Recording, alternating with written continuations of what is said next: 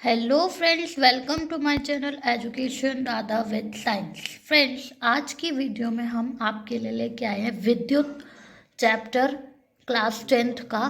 ठीक है, इलेक्ट्रिसिटी विद्युत धारा वाला जो चैप्टर है, चैप्टर 12, वो आज हम आपके लिए लेकर आए हैं वन शॉट रिवीजन में। उम्मीद है फ्रेंड्स, इससे पहले वाली जो मैंने 3 वीडियोस डाली थी चैप्टर 1, 2, 3 की, वो आपने देखी होंगी और वो आपके लिए बहुत हेल्पफुल रही होंगी। अब स्टार्ट करते हैं आज की वीडियो। अगर वीडियो पसंद आए तो वीडियो को लाइक एंड शेयर जरूर कीजिएगा। चलिए स्टार्ट करते हैं आज की वीडियो। तो देखिए, विद्युत विद्युत में हमें सबसे पहले जानना है आवेश के बारे में। आवेश क्या होता है? आवेश चार्ज होता है, इंग्लिश में हम इसे चार्ज कहते हैं। आवेश के जो एसआई मात्रक है वो क्या है? कूलाम है, सी। ठीक है, सी से हम इसको दिखाते हैं, दर्शाते हैं। एक कूलाम में 6 × 10⁻18, ठीक है, जो 1 कूलाम आवेश होता है, यानी 6 × 10⁻18 इलेक्ट्रॉन पर वो आवेश हम आवेश को देख सकते हैं। ठीक है, अब एक इलेक्ट्रॉन पर जो आवेश की मात्रा है माइनस में होती है, ऋणात्मक होती है। 1.6 × 10⁻−19 कूलाम होती है। आवेश को निकालने का जो फॉर्मूला है, सूत्र है, वो है Q = Ne, जहाँ पर Q जो होता है वो आवेश होता है, N जो होता है वो इलेक्ट्रॉनों की संख्या होती है, और E जो होता है वो एक इलेक्ट्रॉन पर कितना आवेश है ये दर्शाता है। तो ये थी आवेश के बारे में जानकारी। अब जब यही आवेश प्रवाहित होता है, तो आवेश के प्रवाहित होने की दर को क्या कहते हैं? हम विद्युत धारा कहते हैं। यानी जब आवेश प्रवाहित होता है तो उसी दर को कहते हैं विद्युत धारा। अब विद्युत धारा को हम किससे प्रदर्शित करते हैं? I से। I = Q/T, जहाँ पे Q क्या है? आवेश, और T क्या है? समय, टाइम। ठीक है, इसका जो SI मात्रक है वो है एम्पियर, यानी कि A। 1 एम्पियर जो होता है वो 1 कूलाम/1 सेकेंड होता है। ठीक है, 1 एम्पियर किसके बराबर होता है? 1 कूलाम/1 सेकेंड के। ठीक है, और 1 मिली एम्पियर 10⁻³ एम्पियर के बराबर होता है। 1 माइक्रो एम्पियर 10⁻6 एम्पियर के बराबर होता है। मापक यंत्र, किस यंत्र से हम करंट को, विद्युत धारा को नाप सकते हैं? एमीटर से।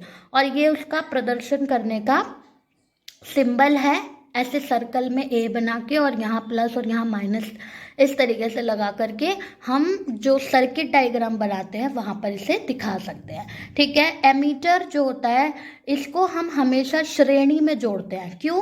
क्योंकि प्रतिरोध कम होता है। ठीक है, यानी प्रतिरोध कम होने की वजह से हम एमीटर को हमेशा श्रेणी में लगाते हैं। ठीक है, अब जो करंट बहता है, करंट की जो दिशा होती है वो पॉजिटिव टू नेगेटिव होती है। ठीक है ना, प्लस से माइनस की तरफ जाती है, और जो आवेश की दिशा होती है वो नेगेटिव टू पॉजिटिव होती है, यानी विपरीत दिशा में दोनों बहते हैं। ठीक है, अब जान लेते हैं विभवांतर के बारे में। ठीक है, विभव और विभवांतर। तो देखिए, एकांक आवेश को एक बिंदु से दूसरे बिंदु तक लाने में किया गया कार्य क्या कहलाता है? विभवांतर कहलाता है। ठीक है, जब हम एक आवेश को एक बिंदु से दूसरे बिंदु तक लेकर जाते हैं तो उस पर कितना काम वो कर रहा है, कितना कार्य हो रहा है, वही विभवांतर कहलाता है। इसे निकालने का फॉर्मूला है V = W/Q। ठीक है, और इसका जो SI मात्रक है वो क्या है? वोल्ट है। यहाँ पे देख लीजिए, W कार्य है और Q जो है वो आवेश है। अब 1 वोल्ट किसके बराबर होता है? 1 जूल 1 कूलाम। ठीक है, अपॉन में 1 कूलाम। ठीक है, अब मापक यंत्र, इस वोल्ट मीटर को किससे नापते हैं हम? वोल्ट मीटर को वोल्ट मीटर नहीं, वोल्ट जो है, विभवांतर जो है, उसे हम किससे नापते हैं? वोल्ट मीटर से नापते हैं। ठीक है, जो ये हमारा विभवांतर है उसको हम वोल्ट मीटर की मदद से नापते हैं, यानी इसका जो मापक यंत्र है वो वोल्ट मीटर है। और इसको हम प्रदर्शित कैसे करेंगे? सर्कल में V लिखेंगे, एक साइड प्लस और इस साइड माइनस। तो इस तरीके से हम इसको प्रदर्शित करते हैं सर्किट डायग्राम में। अब क्योंकि इसका प्रतिरोध ज़्यादा होता है, इसीलिए हम इसको हमेशा कैसे लगाएंगे? समानांतर क्रम में जोड़ते हैं। ठीक है फ्रेंड्स, तो उम्मीद है आपको आवेश, विद्युत धारा और विभवांतर समझ आया होगा।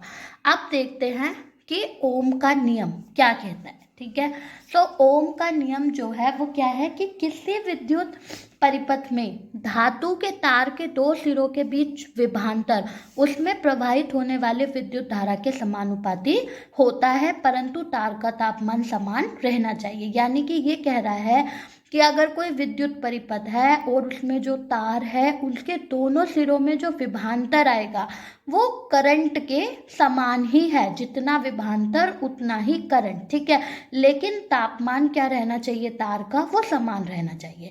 तो V जो है वो डायरेक्टली प्रोपोर्शनल है किसके, I के, समानुपाती है I के। और जब हम समानुपाती का साइन हटाते हैं तो V बराबर IR ये बन जाता है। तो जहाँ पर R क्या है, प्रतिरोध है जो कि एक नियतांक है। अगर हमें V और I के मध्य ग्राफ बनाना हो तो हमेशा सीधी रेखा में ग्राफ बनाया जाता है। तो ये था हमारा ओम का नियम। अब जान लेते हैं कि प्रतिरोध क्या है। तो देखिए, प्रतिरोध जो है चालक का वह गुण है जिसके कारण वह प्रवाहित होने वाली धारा का विरोध करता है। ठीक है, प्रतिरोध क्या है, चालक का वो गुण है जो प्रवाहित होने वाली धारा का क्या करता है, विरोध करता है, यानी करंट को रोकने का प्रयास करता है। ठीक है, और प्रतिरोध का फॉर्मूला क्या हो गया, R बराबर V अपॉन I। ठीक है, और एक फॉर्मूला आपको मिलेगा प्रतिरोध का, R बराबर रेजिस्टिविटी L अपॉन A। ठीक है, इसको हम अभी आगे जानेंगे। पहले हम जान लेते हैं कि प्रतिरोध का जो SI मात्रक है वो क्या है। तो SI मात्रक जो है प्रतिरोध का वो है ओम। ठीक है, इस तरीके से बनाते हैं हम इसे। 1 ओम का मतलब है कि 1 वोल्ट अपॉन 1 एम्पियर। ठीक है, यानी 1 वोल्ट का आपकी वोल्टेज है और 1 एम्पियर का करंट उसमें से जा रहा है, तो वहाँ पर जो प्रतिरोध है वो 1 ओम का है। अब कारक जिन पर ये प्रतिरोध निर्भर करता है, तो ये जो प्रतिरोध है ये चालक की लंबाई पर निर्भर करता है, यानी कि L लेंथ पर निर्भर करता है। ठीक है, क्षेत्रफल के व्युत्क्रमानुपाती है, यानी जो इसका एरिया है क्षेत्रफल उसके व्युत्क्रमानुपाती है। अगर क्षेत्रफल कम हुआ तो प्रतिरोध ज़्यादा होगा, और अगर प्रतिरोध कम हुआ तो क्षेत्रफल ज़्यादा होगा। ठीक है, और तापमान के क्या है, समानुपाती है, और पदार्थ की प्रकृति पर ये जो प्रतिरोध है ये निर्भर करता है। ठीक है, तो अब देख लेते हैं कि जो हम प्रतिरोध लगाते हैं वो किस प्रकार से लगाया जा सकता है। तो देखिए, जो प्रतिरोध है ये हम 2 प्रकार से लगा सकते हैं, समानांतर क्रम में और श्रेणी क्रम में। समानांतर क्रम में यदि हम प्रतिरोध लगाते हैं और उसे कैलकुलेट करना है तो उसके लिए फॉर्मूला होता है 1/R इक्वल में 1/R1 प्लस 1/R2। और श्रेणी क्रम में यदि हम प्रतिरोध लगाते हैं और उसे कैलकुलेट करना है तो उसका फॉर्मूला होता है R1 प्लस R2। ठीक है, कभी कभी समानांतर और श्रेणी दोनों को मिक्स करके भी प्रतिरोधों को लगाया जाता है, तो वो हम स्थिति के अनुसार ही हल करेंगे क्वेश्चंस को, अपने सवाल को। आपको पता है कि यहाँ से बेसिकली न्यूमेरिकल्स पूछे जाते हैं क्वेश्चन पेपर में। ठीक है, चलिए अब देखते हैं जूल का विद्युत धारा का तापन का नियम।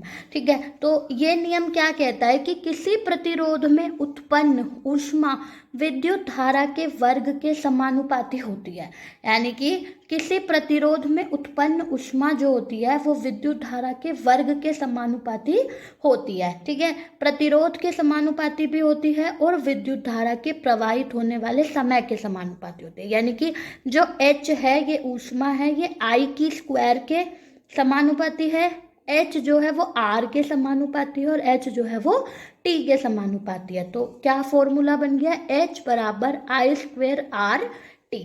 ठीक है, ये है हमारा जूल का नियम। अब इसके उपयोग कहाँ कहाँ पर ये उपयोग होता है, तो इसका प्रभाव जो है, इसका जो उपयोग है हीटर में, प्रेस वगैरह में होता है, जो भी हीटिंग के एलिमेंट है, गीजर वगैरह में होता है। ठीक है, अब जो विद्युत बल्ब होते हैं उनमें अधिकांश शक्ति जो आती है वो ऊष्मा के रूप में आती है, जो बल्ब जलाते हैं हम। ठीक है, तो वहाँ पर ज़्यादातर जो शक्ति आती है वो ऊष्मा के रूप में आती है और कुछ भाग उसका प्रकाश के रूप में हमें दिखाई देता है। ठीक है, विद्युत बल्ब का जो तंतु बना होता है वो टंगस्टन का होता है। अब वो टंगस्टन का क्यों होता है, इसके पीछे कारण क्या है कि उसका तापमान बहुत अधिक होता है, उच्च तापमान होता है टंगस्टन धातु का, जिससे कि वो उपचयित नहीं होता, ठीक है। और इसका जो गलनांक होता है वो भी बहुत ज़्यादा होता है, 3380 डिग्री सेल्सियस इसका गलनांक है, ठीक है, जिसके कारण कि इसको हम आसानी से लगाकर उसमें रख सकते हैं, तो ज़्यादा हीट होने पर भी ये गलेगा नहीं। बल्ब में अक्रिय गैस नाइट्रोजन तथा आर्गन भी भरी जाती है, ताकि जो उसके तंतु है वो लंबे समय तक बना रहे, खराब ना हो। तो ये था हमारा जूल का तापन का नियम। अब देख लेते हैं विद्युत ऊर्जा और विद्युत शक्ति के बारे में। तो देखिए विद्युत शक्ति क्या होती है? विद्युत शक्ति ऊर्जा के उपयोग होने की जो दर होती है उसी को हम विद्युत शक्ति कहते हैं, ठीक है। ऊर्जा के उपयोग होने की दर को विद्युत शक्ति सॉरी कहते हैं। इसका जो फॉर्मूला है वो है P is equal to V I, एक फॉर्मूला है P is equal to I square R, और एक फॉर्मूला है P is equal to V square upon में आर। तो ये 3 फॉर्मूले यहाँ पर आपको विद्युत शक्ति के दिए गए हैं। इसके बाद देखिए जो हमारी पावर है, शक्ति है, उसका एसआई मात्रक है वाट, ठीक है, W। 1 वाट जो है 1 वोल्ट इंटू 1 एम्पियर के बराबर होता है, या 1 जूल पर सेकेंड के बराबर होता है। अब देख लेते हैं कि जो हमारी विद्युत ऊर्जा है वो क्या है। विद्युत ऊर्जा शक्ति और समय का गुणनफल है, यानी कि E बराबर P इंटू टी। अब इसका जो व्यवहारिक मात्रक है वो है किलोवाट घंटा, KWH, किलोवाट घंटा या किलोवाट आवर, और नॉर्मली जो इसका मात्रक है वो है वाट आवर, वाट घंटा, ठीक है। Conversion of kilowatt hour into joule, अगर हम किलोवाट आवर को जूल में चेंज करना चाहते हैं तो किस तरीके से चेंज कर सकते हैं? 1 kilowatt hour is equal to में 1000 वाट, ठीक है, इनटू में 3600 सेकेंड्स, ये हो गया 1 किलोवाट घंटा में। अब इसी को अगर हम वाट सेकेंड में चेंज करके लिखें तो 3.6 इंटू 10 की पावर 6, और इसी को हम जूल में लिखेंगे तो 3.6 इंटू 10 की पावर 6 जूल। इस तरीके से हम इसको लिख सकते हैं और इनका यूज करके चेंज कर सकते हैं, ठीक है। यूनिट इन प्रैक्टिस 1 किलोवाट में 1000 वाट होते हैं। तो ये फ्रेंड्स आपका जो विद्युत वाला चैप्टर है उसकी एक शॉर्ट रिवीजन आपके सामने है, बिल्कुल एक सिंपल वे में और बिल्कुल आसान सी भाषा में आपके लिए लेकर आए हैं। अगर वीडियो अच्छी लगे तो प्लीज़ वीडियो को लाइक एंड शेयर ज़रूर करें और ज़्यादा से ज़्यादा शेयर करें वीडियो को। थैंक यू, मिलेंगे नेक्स्ट वीडियो में। Thank you.